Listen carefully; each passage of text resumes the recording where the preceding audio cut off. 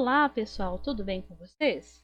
Aqui é a Elisângela, professora de arte de vocês, e essa semana nós vamos trabalhar com pontilhismo, né? Eu vou ler esse texto para vocês me acompanham no livro, no pet de vocês, e depois nós vamos responder as questões. Lembrando que eu já respondi todas as questões do pet 4 na semana passada, e agora vamos iniciar esse novo pet, eu vou ler, e na semana que vem eu trago as respostas para vocês, ok?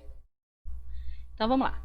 A arte do pontilhismo. O pontilhismo, do francês pontilhisme, foi uma técnica de pintura criada na França em meados de 1880. Nela, a decomposição tonal é obtida a partir de pinceladas diminutas. Esse movimento ficou também conhecido como pontilhismo, com cromoluminarismo, neoimpressionismo, pintura de pontos ou divisionismo. O pontilhismo está no modo como se produz a cor com o pincel, no modelo pictórico de natureza matemática, no qual as cores são justapostas e não mescladas. Isso aqui é uma pintura, né, pontilhista. Origem do movimento. As pesquisas científicas na área óptica marcaram esse movimento, sobretudo as de Michael Eugène Chevreul,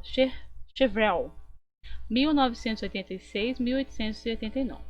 Ele publicou em 1839 um estudo acerca da lei das cores complementares, intitulado Da Lei do Contraste Simultâneo das Cores. Também contribuíram muito as análises de Hermann von Helmholtz, 1821-1879, sobre a teoria da visão colorida tricromática, de 1878. Por fim, vale ressaltar que o pontilhismo foi o precursor das técnicas de pixelização e separação cromática para a televisão. Principais características. Devemos ressaltar que o pontilhismo foi uma técnica desenvolvida a partir do movimento impressionista, sobretudo no que tange à aversão desses pela linha como delimitação. A decomposição das cores e da luminosidade enquanto forma de criar dimensão e profundidade, bem como a preferência por realizar as pinturas ao ar livre, a fim de capturar a luz e cor, também são tributárias àquele movimento. Contudo, o pontilhismo está mais focado na composição do desenho a partir do preenchimento dos pontos. O objetivo é de se obter tons mais luminosos que transmitam luz e calor. Nas técnicas clássicas de pintura, a delimitação das formas é obtida pelas linhas e as cores pelas misturas das tintas. Já no pontilhismo, a justaposição das cores primárias, separadas por espaços brancos muito reduzidos, acaba misturando as imagens e cores. Dessa maneira, é produzida uma terceira cor que, vista à distância, permite que uma imagem pontilhada se torne contínua, ao se misturar nos olhos do observador, que terá a impressão de um todo. Portanto, o tom é decomposto a partir das cores primárias, as quais fazem surgir cores secundárias que delimitam a forma dos objetos representados. Isso porque a alteração prismática da cor realça as impressões de tons. Principais artistas e obras. Os artistas que mais se destacam na arte do pontilhismo foram Paul Signac, 1863 a 1935, pintor francês e um dos maiores representantes do pontilhismo. Produziu diversas obras, das quais se destacam a Ponte de Eisnery, 1888, e Entrada do Porto de Marselha, 1911. Essa daqui é a pintura da entrada do Porto de Marselha. Georges Seurat, pintor francês considerado um dos pioneiros do movimento pontilhista, é autor de Tardes de Domingo, na ilha de Grande Jatte, 1884, e O Circo, 1990-1891. Isso aqui é a pintura dele, tá, gente? Vincent van Gogh. Um dos mais famosos pintores holandeses, Vincent van Gogh, nasceu no dia 30 de março de 1853. Foi um dos maiores nomes do pós-impressionismo. Com uma história de vida complicada, Van Gogh teve uma série de crises psiquiátricas, chegando mesmo a ser internado. No campo profissional, Van Gogh foi extremamente frustrado, tendo conseguido vender apenas um quadro em vida. Quem o ajudava, o pintor, a se manter era seu irmão mais novo, Theo. O trabalho do pintor holandês passou por inúmeras fases. Van Gogh conheceu o pintor Seurat em Paris e vemos em algumas de suas obras o emprego da técnica pontilhista, inaugurada pelo pintor francês. É o caso do autorretrato pintado em 1887, que é essa daqui. Pontilhismo no Brasil. No Brasil, durante a Primeira República, 1889 a 1930, o pontilhismo marcou as obras de Belmiro de Almeida, 1858 a 1935, e Eliseu Visconti, 1866 a 1944.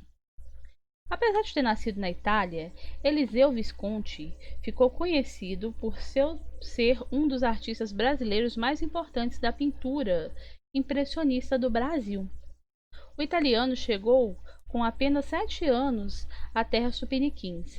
Assim, ingressou na Academia Imperial de Belas Artes do Rio de Janeiro e logo teve bastante contato com o rigor formal das artes acadêmicas.